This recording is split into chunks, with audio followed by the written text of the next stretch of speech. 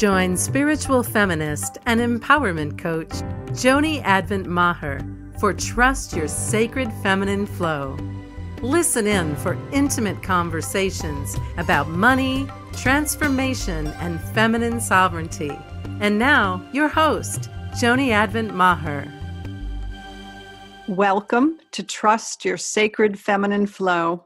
I'm your host, Joni Advent Maher, mystic, spiritual midwife, and a transformational guide.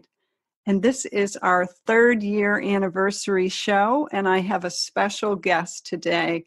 I am so delighted to welcome Shiloh Sophia McCloud. Welcome, Shiloh. Oh, thank you so much. I'm beyond thrilled whenever I get to be in a quantum circle with women like you and all the viewers and listeners that you have. It's such a pleasure to be with you. Thank you. I would love to just dive deep into your bio because you have so much richness that I want to share with my listeners, and then I want to ask some questions about that. So I really want to dive in and share some of the wonder and wisdom that is Shiloh. Oh, thank you. All right, I'm ready. Yes. Everybody put your seatbelt on. This is going to be good. So Shiloh Sophia lives life as a great adventure. She is a Renaissance woman who communicates her philosophy through paintings, poetry, teachings, and entrepreneurship. For 25 years, she's dedicated her soul work to the study and practice of creativity as a path of healing, which provides access to consciousness. She's a curator and a gallery owner and has represented her work as well as hundreds of women artists. And by the age of 40, she achieved incredible success through being in the top 10% of sales for contemporary artists in the U.S. Her prolific intuitive painting process led to a desire to teach and provided the foundation for the groundbreaking work on how intentional creativity can give voice to the soul. Her method of creating with mindfulness has reached tens of thousands of students who have gained insight into the hidden self. Now listen, tune into this. At the core of her work is a belief that the right to self-express is one of the most basic human rights. We have a right to know how to access what we think, feel, believe, and to express it in our lives. So I want to pause there. I want to pause there and say, let's unpack that a little bit. What can you, because that's big. Yeah. Yes. And I do work with the United Nations in regards to women. And so when I got deeper into what is commonly thought of as a right, I started to wonder if self-expression could be a right. And then as I dove a little deeper into the awareness, I discovered that they had indeed sanctioned the right to self-expression as part of the pantheon of rights. And so there was an acknowledgement of that. And so then when you look further into that, you say, well, what does that really mean? And for me, it means that when we are living a life where there's even something called a right? Right in itself creates a kind of a privileged context. It's like we could say, if everything was fair and just and according to the highest good for all, then we would, right? It's like it kind of creates a framework, an idealistic framework. So within that idealistic framework, I would say that if we do not know how we come up with who we are, how that self gets formed, if we do not know how to access our inner world to find out what's going on sort of behind the veil, if we do not know who we are, what we think, and how we feel, how will we know how to make any of the other choices about the other rights? Mm, Where are we making our choices from, basically? mm, And a lot of people don't really know why they believe what they believe, how that belief got there, how to question it effectively, and how to potentially move into an expanded framework. So, in my view, we end up in a world of people holding up beliefs that they really haven't self examined at the level that could create a more just and right filled world, literally right way of living, where all humans are treated equally and all genders are treated equally, and where there's respect for all of creation. But only people who are diving into who they are would care about such things. So it's an invitation to care about who you are and how you got the way you are, and therefore to act consistent with that awareness.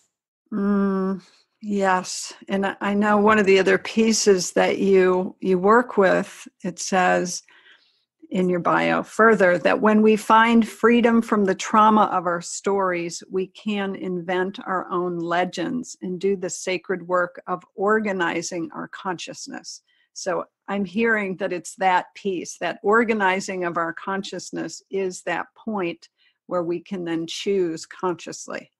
Am I on track with that? I feel like the organizing consciousness almost comes a little after waking up. It's like waking up 3.0. Yes. The first layers are, who am I? How did I get here? What am I doing? What do I care about? What's the context? What framework am I living inside of? What are the beliefs? What are the assumptions? What are the default settings? That's like layer one of wake up, right? Yes, absolutely. And then after that, it's like, well, what is the story I have about all of this? And what role might I have in impacting it or living out a story that feels more true or consistent or exciting? And so that's like another level, is to design that, to design one's own story. That's a level of curation. And then after that, there's the inquiry into how do I store information from here on out? When stuff happens, when bad things happen, when trauma happens, where do I put that? Does it go into my body? Does it go into my energy field? How do I store it in my memory? What story am I making up about it? Before we're conscious enough to even know that we have a potential participating, starring role in the curation of consciousness, we're just letting things happen because we don't know what else to do. And then we notice what happened, and then we make up a story about it, but then we still really have no idea where that trauma is stored. So then we get triggered easily because it could be anywhere in the field or anywhere in the body. Someone touches your leg and you're like, oh, it's this whole other flood. If someone says a certain word and there's a whole other flood, like we don't even know where we've been storing this. And depending on the trauma, it just scatters into the different domains that make up our entire being.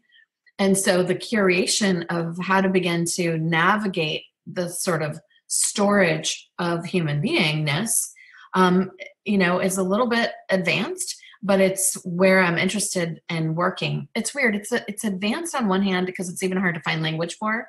Right now, I'm like, is this like going way under or over our listeners? But it goes back to a childhood story of my mom. We moved a lot, and she actually had quite a few husbands and lovers. And when we would leave, we'd leave often in the middle of the night. And she would say to me at some point, a little ways into the road, this is a great adventure. And you have an opportunity to choose how you're going to relate to this experience. And she would go so far as to have me help decide where we're driving to. Wow. Like pros and cons. Oh, we could go to the boardwalk. Oh, let's go to a hotel with a swimming pool. So she would engage me in what I wanted. And then it would even go further than that. Like sometimes I would go to a new school and she would say, do you still want to dress the way you were dressing at the last school? Or do you want to try a different name? Wow. As I'm saying it now, it sounds kind of out there. It's a little outrageous. But at the same time, she gave me this opportunity to not be the same new girl over and over and over. And because my creativity was engaged, Mm. My imagination was sparked, and I was like, oh yeah, I have a role in this. What is it going to be? Mm. And that put the trauma into a whole other place than it could have gone in. Yes. I mean, I just can't believe what an impact her raising my awareness in a time of, yeah, pretty traumatic. There's no way I'm saying it's not traumatic. It was traumatic. It is traumatic. And my relationship to it is one where I'm in charge for the most part of the story I tell about it. Yes. Yes. The word that keeps coming to me is that there is a certain amount of mastery in it, that you had some contribution. You had some input, and that there is more of a sense of, and I don't know if that resonates for you or if it speaks to our listeners, but for me, where I go to is having more mastery in my life over how life is meeting me or what it is delivering. Yeah, absolutely. And that going forward, once we've become more conscious curators of our experience and how we store information, that we can not necessarily be more prepared, but a little, where we're like, okay, as things come to me, come into my field, come into my space, I'm choosing how I respond. I mean, that's pretty basic level of consciousness 101, right? Yes. But it's more than that too, because another level of that might be something else I learned from my mom. Even though that was, so just, I feel like her letting me know that I could alter these stories, that I had like authorship over the stories, and that I could include the challenge as relevant to my path. So that would be that second piece she gave me, is include the challenges relevant to my path. So instead of seeing it as an obstacle or something as wrong or not supposed to be happening, like, well, this doesn't happen to the normal kids, right? We can make things wrong for happening and make ourselves wrong for the fact that they are happening. Yes. And I feel what she gave me was this awareness that I get to include the challenges as part of the whole, and that I'm not unique to them, and that we're all going to go through them. And if I did choose to include the trauma or a challenge in my path, how would I do that? Which, by the way, is distinct from saying I created the challenge or created the trauma so that I could learn. Rather, it happened, and then I made a meaning and got a teaching out of it after, not because I had to, but because that's how we survive. Yes. Yes. That's how we survive. It's also how we cultivate resilience, and it's how we thrive as opposed to just survive, is to build that in over and over.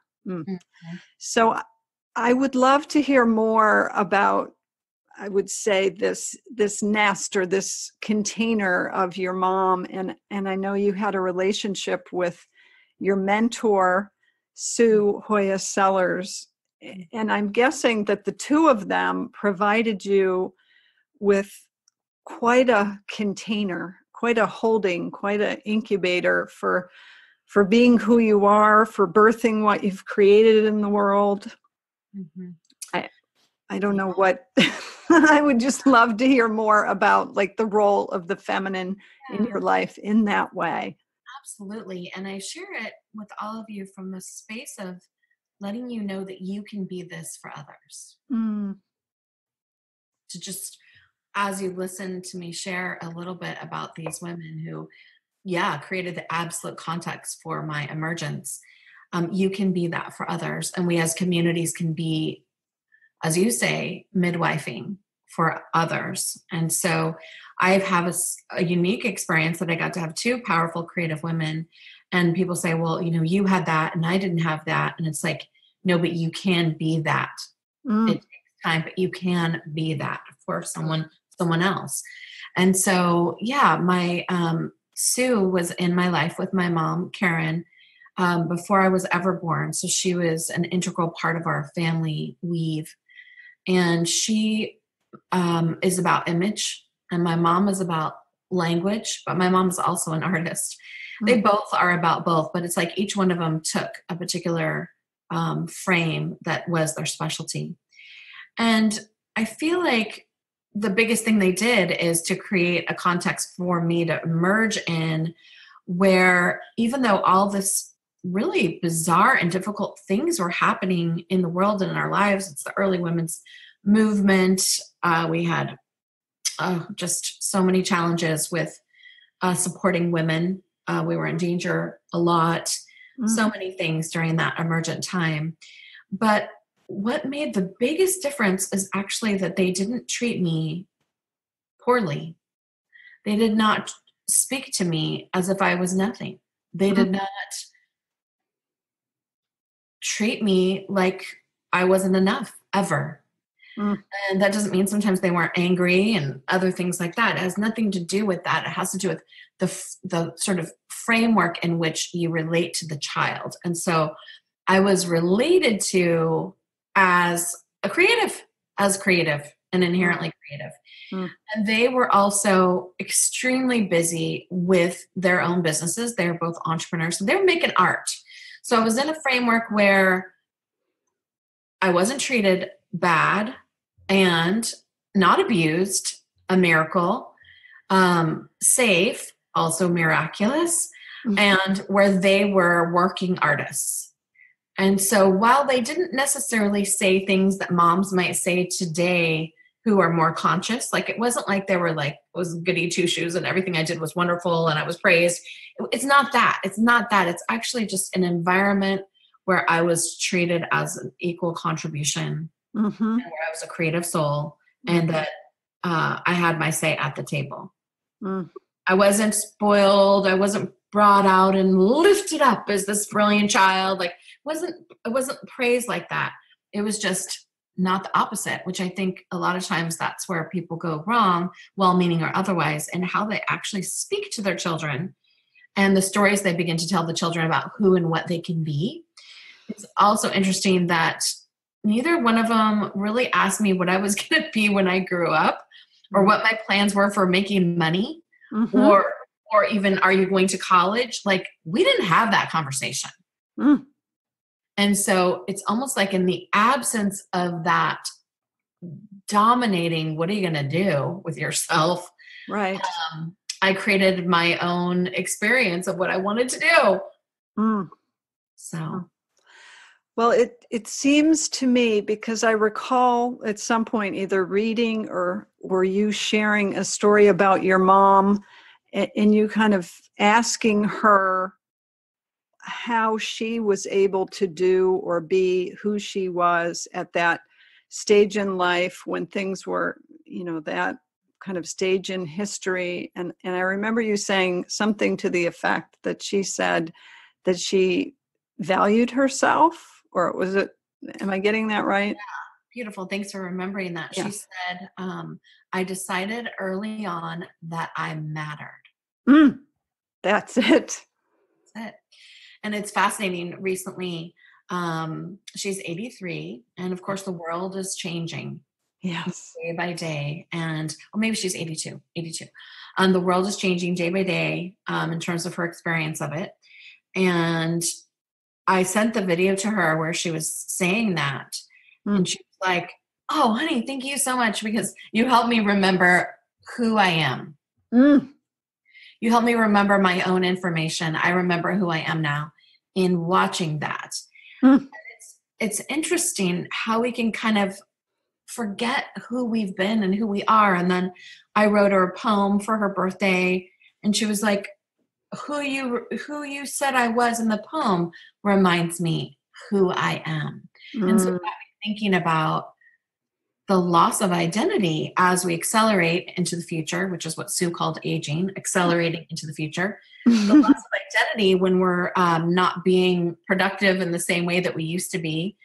Meanwhile, she's still teaching and leading calls with me online. She's one of our favorite teachers of our community.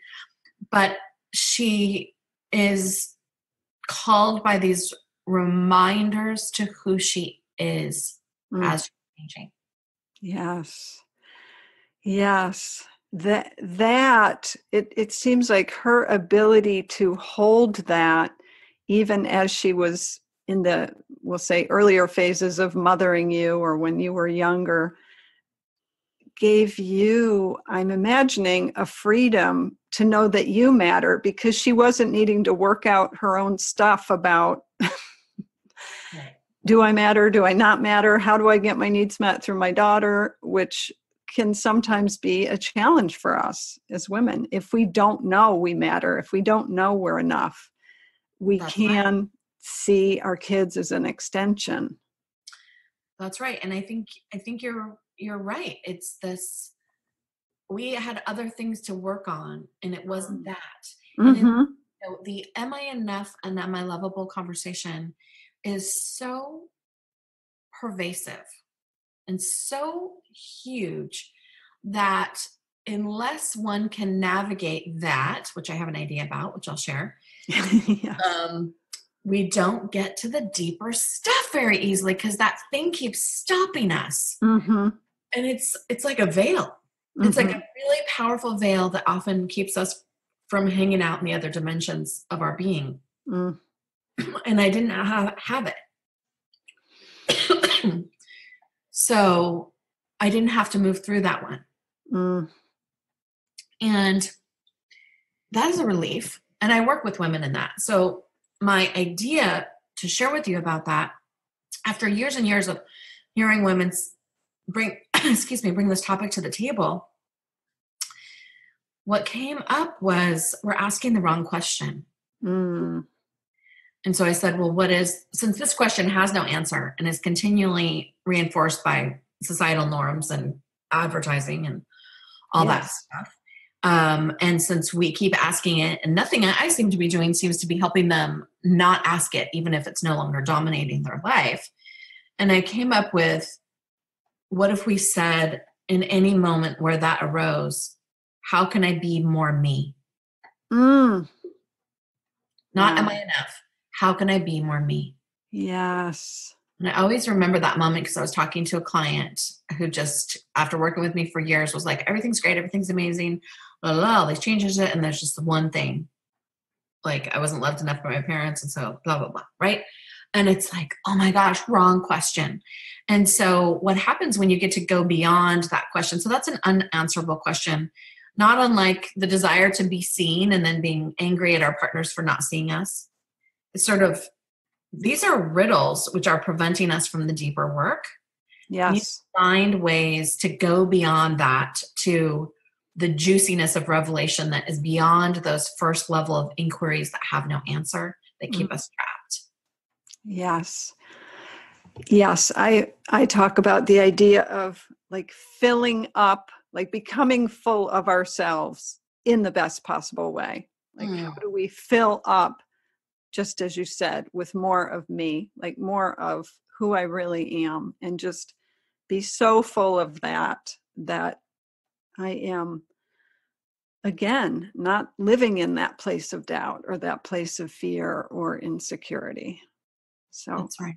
I love that. So I would love to hear about your work with women. I know what your work with women is, but can you share more about the work you're doing, particularly with intentional creativity, cosmic cowgirls, color of woman, those pieces to start?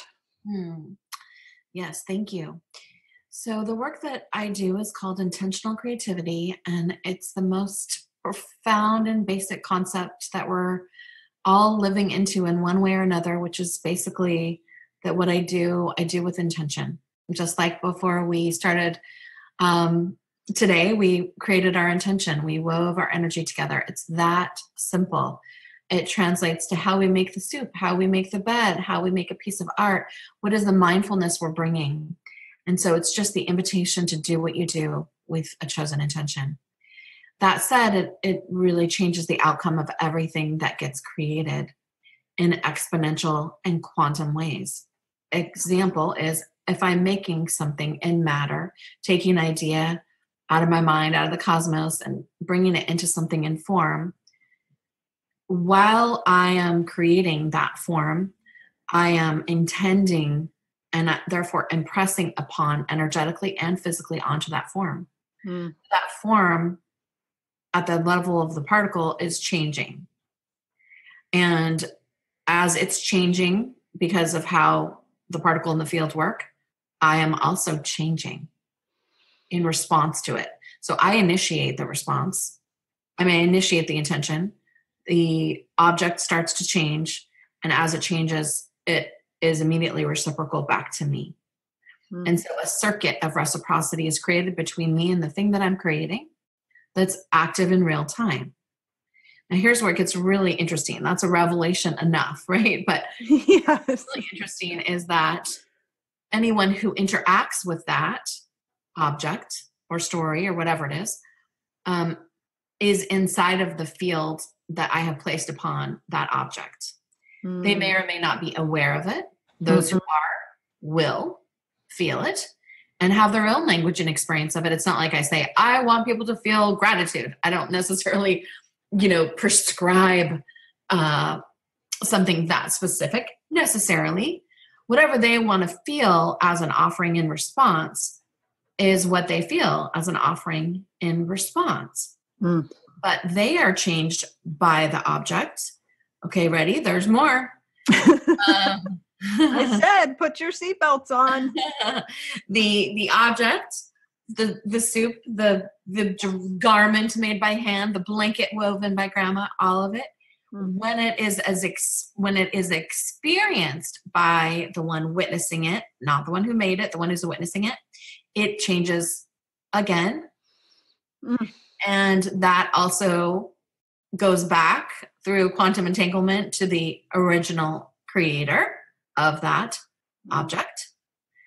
And should the creator or the observer choose to amplify the potential of that object to the rest of the world, so it would be.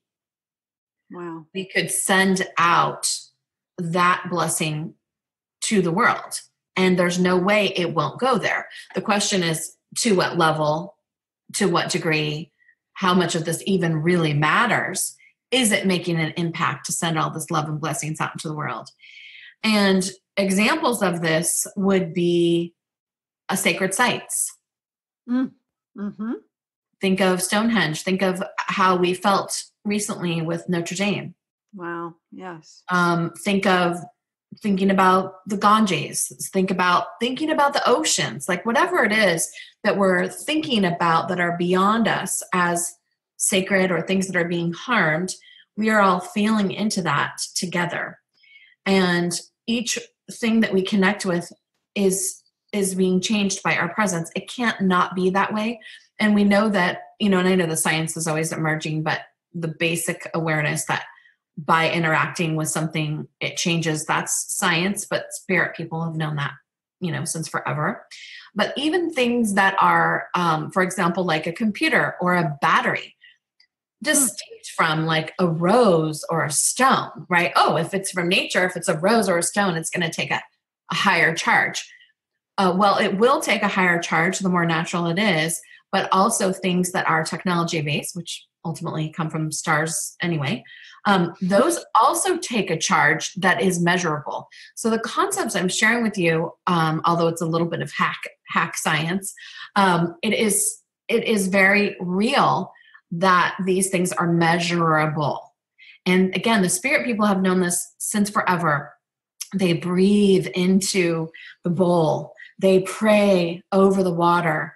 At my church, the whole community gets together and prays over this vat of water and charges up the water. And then everybody takes water home and they use it for the whole year. When you're sick, when you're scared, when you have a nightmare, when you want to bless someone, like all the people. So all spiritual traditions since the beginning of time has done this to varying ways and to varying degrees. The negative side of that has been people who practice at this level of sacramental tradition are often thought of, in the witchcraft domain, but it actually belongs to all spiritual traditions, including pagan, Christian, Buddhist. It's everywhere. The only place that it isn't as active is, if we're making combustion engines and cars, and the intent is actually to create money, over the safety of people, which like built-in obsolescence, creating things that are intended to be broken. Intention is used, but it is to a malintent. And so for our work, the importance, the enduring influence of our presence on our physical and energetic environment, and then it is so essential, and then inviting as many people as we can to engage in this reality, which is not new, but old. What's only new is that we're talking about it in a different way. Maybe, I don't know, I think I'm talking about it. And it took me a long time to figure out how to talk about it. Let's just say that. So in my work, which focuses in painting and storytelling, there's an invitation for people, no matter their level of skill or talent with painting or storytelling or writing. It doesn't matter. We believe that creativity is not about talent. It can be, but it is not exclusively. That all beings are creative. Every bone in our body is creative, and that the reawakening of those often dormant but ever present codes within each person become awakened, and that we create our lives and our works of art with that kind of awareness and intentionality. So we do that in our community through classes, through circles, through calls, through getting together, talking about these concepts and exploring self-expression through creativity. We also have a teacher training called Color of Woman, and this trains women through going through various feminine archetypes, how to embody their own archetype and story, and then bring that out to women. Growing up, I saw so much suffering and felt, and I'm aware of so much suffering for women. And a lot of suffering exists in our concepts of ourselves, as we've already been talking about, of ourselves. And one of the places that is really damaged is women's self-image. Mm-hmm. How we literally hold our entire being in our conscious awareness has been very challenged and damaged and distorted, usually through, well-meaning parents, but media. You should be like this, you should look like this, like that whole thing. And so our image of ourself has been really challenged to survive. And then you put on top of that, 5,000 plus years of hiding and annihilating different images of the feminine, and excluding the feminine as equal to the masculine in our spiritual traditions, all of them. Even, well, obviously the Greek myths, obviously Christianity and Buddhism and Judaism, obviously those, but I would say also in a lot of the pagan traditions and even the traditions in India where they still have a goddess, like it is not reflected in the treatment of women. Right. And it's like, how can you have a goddess and treat women like this? How can you say mother and father God, oh yeah, that's true, created equal, but we're not going to give women power? It's like, pressed to the wall. Most of the spiritual traditions would agree that women are equal with men and that God is male and female, because it's in there. It's in the text somewhere. However, the female deities are treated second, just through and through and through. And there's an emergence of it from the 70s to now, but wow, thousands of years of changing, hiding, distorting, accusing, calling Mary Magdalene a prostitute when she's not, like reinterpreting. It's all through it that the story being told about women in power and just everyday women is distorted. And we have really taken in and on that story and interpreted it so personally. And so one of my calls to guide women to create images of the feminine is to heal their own self-image, and then to fill their homes and offices and sanctuaries and everything, right? Corporate and sacred, with images of the feminine as a way to heal and a way to counter the negative images where our girls are, going on a weight loss plan at 7. It's like, what is going on? And what is going on that we are so desperate to be seen and have created this story for ourselves that we're not. And we really need to see ourselves. And so painting the image of the feminine is one of the most direct and pretty quick ways to begin to see yourself and care a lot less about how others see you or other images that you may use to compare yourself to. Mm. Yes, and it goes back to that idea of being the author of whether it's your own story or your own legend. It's like you, me, us taking ownership of our image as well, which is so just so loaded and potent, as you said. Loaded. Dangerous. Yes. So if women were interested in exploring those offerings, which I have a number of websites listed for you, which one would be the best place to go if they wanted to just check out offerings related to that? Yeah, so colorofwomen.com goes directly to the school. Mm-hmm. ShilohSophia.com is my personal website. Wonderful. And we'll have those listed, but I just wanted to hear from you which one would be best. I'm just this one woman, but I'm surrounded by a huge community. And so we have our hand and a lot of paint buckets for the different dimensions and domains of places that we work, because we have online communities, in-person communities, we have a not-for-profit, we have a school, we have, it's almost like in a corporation, these would be different departments. Yes. But since I'm an entrepreneur, it's like they present as well, what is this and what is this? And there's just departments of intentional creativity in my work. Yes.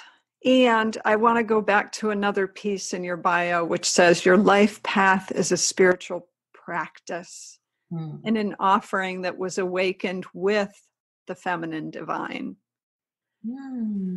So, yes. And my first experience of you was being in a bookstore and seeing your images on a card or something, your painted images of the feminine. That was how I first learned of you. Oh, wonderful. I didn't know that. Yes. I didn't remember. Yes. So, this gets into personal spiritual story, but that's, where we have to go. Let me just first say that intentional creativity is something that is ancient and for all people and can be chosen to be sacred, but it's also neutral. Somebody designing something to work well is the same. So I don't want it to seem like someone has to be spiritual in order to practice intentional creativity. You don't. It just works. For me, it started in my 20s. Even though I'd been creating for a long time, I'd been creating from the looking outside. Even though my mom, Caron, and Sue both worked from inside, they both also could work outside. So what that means is they could draw images from within and they could draw images from without. Mm-hmm. They both knew how to duplicate something from nature. Mm-hmm. And then they would weave that duplication with something inner. Right. And that's probably a more traditional way of doing art or creativity. Is that right? I mean, in terms of old school teaching. Well, old school teaching is more interpretation of some kind of external, even like the Greek gods. It's like the hand goes here, the story goes like this. They're still going for something realistic. Postmodernism and symbolism, we sort of get into a space where there's more interpretation and cognitive storytelling and the images. It's still fairly recent, actually, as part of the art movement, although people have always been doing it. But what wasn't necessarily clear is how to do it. So it's the default setting is look outside with art. Listen to the song that's already recorded to learn music. These are the notes. Look at that tree in order to create the tree. Look at this recipe. So when art is taught, including to me, it's taught with external viewing eyes. Now, if you happen to not be as connected with your external viewing eyes because you're more of an internal viewing person, which I am, I could not communicate what I saw skillfully outside, which equates only, but tragically, with the word talent. So I wouldn't be considered talent because I could not interpret external reality. Mm-hmm. No, my mom and Sue, the one thing that they weren't able to tell me, or if they did, I couldn't understand it, was to go inside to get the images. Mm. So I was 26, 27 before I got that piece. That is a long, arduous journey of untalent Yes. before you found out where the images are. Wow. Holy moly. Yeah. And it started when I was 23, but it took years to actually, what I show my students in 10 minutes took 28 years of my life. This is no joke. Get inside. And when I show artists who are already artists, but who aren't drawing from the inside, where to find the images, they're like, oh my gosh, like, where have I been looking? Oh God. And so that transition between the integration of inside and outside was a big deal and a part of my spiritual awareness. So once I got some of that in there, and this is all sort of happening simultaneously, I wanted to devote my life to the divine. And I had lived most of my life without a feminine divine, even though Sue was into the goddess and into the feminine. Mm-hmm. Her first business had Gaia in it in the 70s. And I still didn't understand how that connected to me. And I was a Christian. And so I couldn't get where's the link between the goddess and Jesus, basically. Mm-hmm. And so I really went through soul searching and really asked for my mother and my cosmic divine mother. And she came in the form of Mother Mary, which was like a complete and total shocker. I mean, this is before you could Google divine feminine, Right. I didn't have any books. I didn't have any sculptures. There was no Guadalupe candles. I had no idea. I had no reference. And so that happening was like, whoa. And I would say within a couple weeks of her awareness, which was as soon as I was aware of her, she was already everywhere and always had been, mm-hmm. that my internal images became visible to me. Wow. Oh yeah. This is like big stuff. Wow. Yeah. And I was the first time I did the first cosmic feminine image was like Mother Mary and baby Jesus inside of an egg, inside of a mama, inside of a mama, inside of a mama, inside of a mama. It's called Mama of Mamas. And it's got probably 8 or 10 egg ovum going out. And I am just automatic drawing, I'm just following the pen. And I was like, this is my work. It was so amazing. And I remember I was so blown away and I was so on fire in my consciousness and in my body. And Sue was out milking the goats and I ran out and I'm like, I did it. I found it. And I'm like, I'm afraid I'm never going to be able to do it again. She's like, go do it again. And so I did it again and I did it again. Anyway, those images are in my book called Color of Woman, which is my first book, which is a coloring book and journal. And that's really how it started. And it was a wake up, I don't even know if I'm more awake now than I was then. That was a biggie. And along with it came the awareness of suffering. So I experienced the greatest bliss balls that you could ever imagine, like ecstasy. Wow. In this divine drawing connection feeling in my whole body with mother of mothers, beyond all the, whatever the names really are. I have no idea. Just beyond all that. Yeah. Then it was like the suffering came and the awareness of suffering. And there were a series of things that happened around that same time. Like I saw Alice Walker's movie called Warrior Marks, and we would sit at the table with her. And so I just became aware, like, as if I knew because I was raised in it, but it was as if I was aware of all the suffering at once on the whole planet at once. Those moments where it's like, you can hear every baby crying, you can hear every murder, you can hear every rape, you can hear every jubilation, somebody singing happy birthday while there's a war. It's like all at once, that cacophony, that Beethoven's fugue. It's like that moment of that collision of reality was all lit up in me. And I felt like I said to myself and to the mother, I was like, how does anyone awaken and survive? Mm. Because the sheer volume of knowing is annihilating. Mm. And I felt like I wasn't going to survive knowing, like it was just impossible. Yeah. And that's kind of where intentional creativity got its roots, though, too, because Sue told me to put that love into my work. And I began to transmute the impact of the suffering through love in the work, and did my very best not to move the energy through my body, but instead translate it into love into the work. And so, there's a lot more details, but, Wow. one of the things that happened is that I felt like the communication from the mother was for me to give everything that she gave me. And then I would learn how to navigate the underworld through that. And that is prophetic, though, because that is what has happened. Everything that I learn, like as soon as I learn something, I'm probably teaching it in the next 2 days. It barely has time to ripen because it's just so core. It's just so real and so relevant. These discoveries of like what's going on with our creative soul.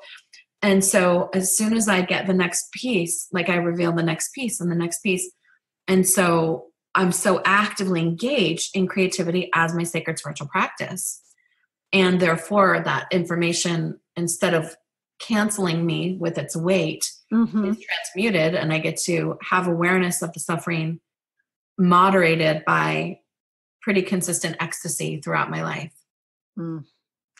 And I have this image of like this exponential growth in terms of those you're teaching and those they're teaching and those lives they're touching, and the ways that the transmutation of that suffering is being alleviated through these channels, these profound channels. I think so. I think you're right. I think that, and I hope that is happening. My husband calls me the medicine, which is just the sweetest thing. He's like, my job is I carry the medicine and you're the medicine. No matter what I say, that's his thing. He thinks his life assignment is to do that. And it's like, he says, you have what's needed at this time. And it's back to what you were talking about before about resiliency and thriving instead of just surviving, that when people become engaged creatively, a part of themselves that's often been dormant but is just ready to meet you is awakened. And it turns out that there's life force energy in that creation that moves through your body, and it's, some call it a flow state.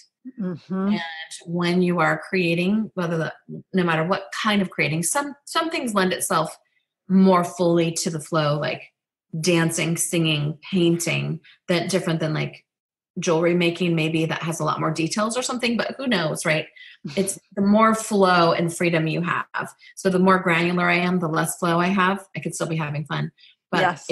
So I'm talking about flow, like where you're like lift off, Yes. And so people need that right now to moderate the suffering, and they need not my medicine, but their own access to their medicine. I just happen to know where some potent medicine lives that happens when you create, having nothing to do with talent or interpreting external reality.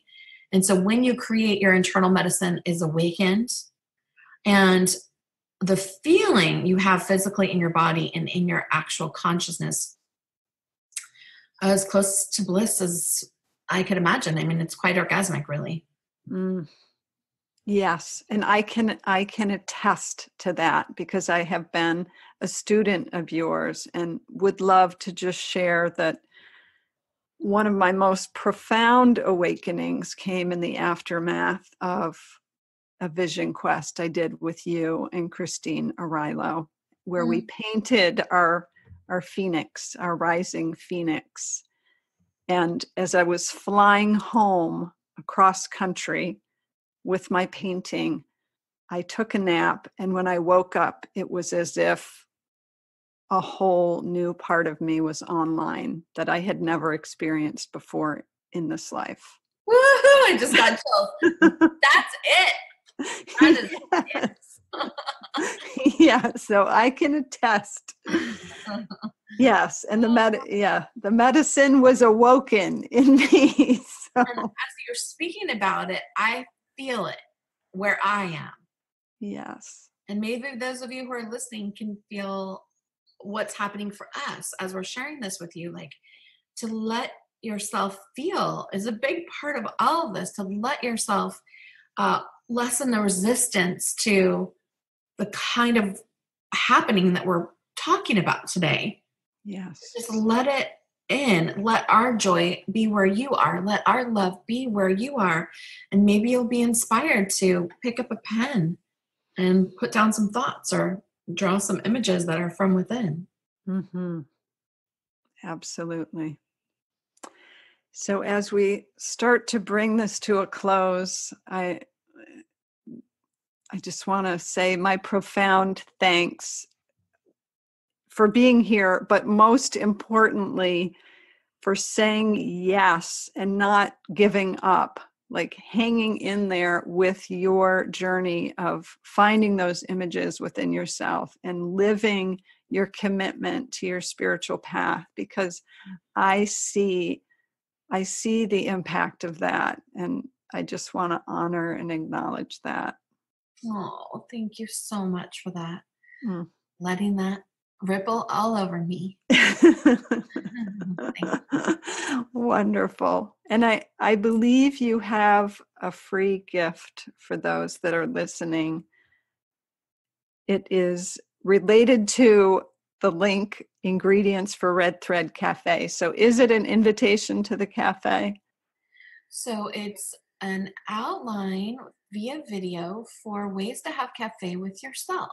And so it's sharing with you the core practice that I do every single day, pretty much without fail, even if I'm traveling, which is to have time with my muse and to create a sense of connection. And in our community, we call it Red Thread Cafe. And it's, again, just so simple, just like intentional creativity, like taking time for yourself to read, to listen to music with your lover, your children, with your muse, by yourself, with others, and let yourself be nourished. And so a minimum of a half an hour to 2 hours, I'm lucky, half an hour at least, is spent in what is called Red Thread Cafe. And so I wanted to just share that so that those of you who are listening could practice that with yourself. That is the most powerful, simple thing I could offer, is an invitation for you to take some time with your own creative self. And you can simply move the pen, ask a question, and listen while the pen moves, not even creating something. Somehow engage with a creative act. It activates the imagination, the physical body, energy body, and the field around you. Everything whirs into motion. So that's my invitation. Oh, that's beautiful. So I hope you listeners will take advantage of that. And we didn't even have time to get into the other pieces you teach about right brain and left brain and connecting to the heart, but I know it's all part of that, or I believe it's all part of that, in terms of this practice and what that allows or what that fosters in your life. Absolutely. It's all woven together with it, and self-honoring your own internal images and your own story, and becoming the one at cause for that. And I hope to see some of you creating with me. I do as well. So again, I want to say thanks to you, Shiloh Sophia, for your time and being with us to celebrate our 3rd anniversary. Yay. Thank you so much for the invitation. It's truly wonderful to share this time with you and to revisit our connection. Yes, thank you. And dear listeners, I want to thank you as well for being here, and want to remind you, as always, to trust what your heart knows.